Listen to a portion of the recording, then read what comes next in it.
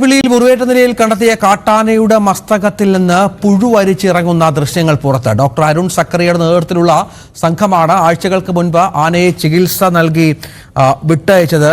CV Anumod ഉണ്ട്. അനുമോദ്, ആനയെ ചികിത്സ നൽകിയിരുന്നു, പക്ഷെ അത് ഭേദമായില്ല എന്നാണോ? ആന അവശനിലയിലാണോ? രഞ്ജിത്ത്, നമ്മൾ ഈ ആനയുടെ ദൃശ്യങ്ങൾ പുറത്തു വന്നതിന് പിന്നാലെ വനം വകുപ്പിലെ ഉന്നത ഉദ്യോഗസ്ഥരുമായും അതുപോലെ തന്നെ ഈ ആനയെ ചികിത്സിച്ച സംഘത്തിലെ നേതൃത്വം കൊടുത്ത അരുൺ സക്രിയുമായും സംസാരിച്ചിരുന്നു. ആനയുടെ മുറിവ് ഉണങ്ങി വരുന്ന ലക്ഷണം തന്നെയാണ് എന്ന അഭിപ്രായമാണ് അവർ പങ്കുവച്ചിട്ടുള്ളത്. നേരത്തെ തന്നെ ഈ ആനയ്ക്ക് കൊമ്പ് കൊണ്ടാണ് കുത്തുകൂടിയാണ് ഈ മുറിവ് പറ്റിയതെന്ന് അവർ കണ്ടെത്തിയിരുന്നു.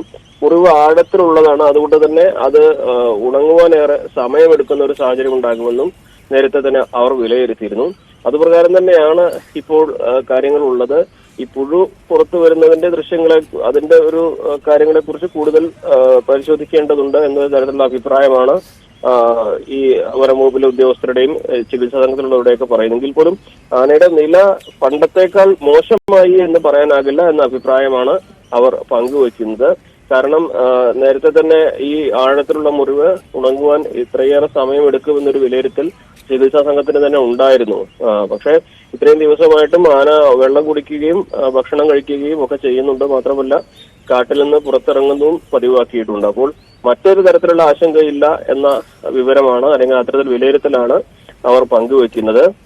ഈ ദൃശ്യങ്ങൾ പുറത്തു വന്നതിന്റെ അടിസ്ഥാനത്തിൽ പുഴുവരിക്കുന്നതിന്റെ ഒരു സാന്നിധ്യം, പുഴുവിന്റെ സാന്നിധ്യം മുറിവിലുണ്ട് എന്നുള്ളത് കൂടുതൽ പരിശോധനകളും കൂടുതൽ വിശകലനങ്ങൾക്കും ശേഷം വിലയിരുത്താൻ കഴിയുന്നതാണ്.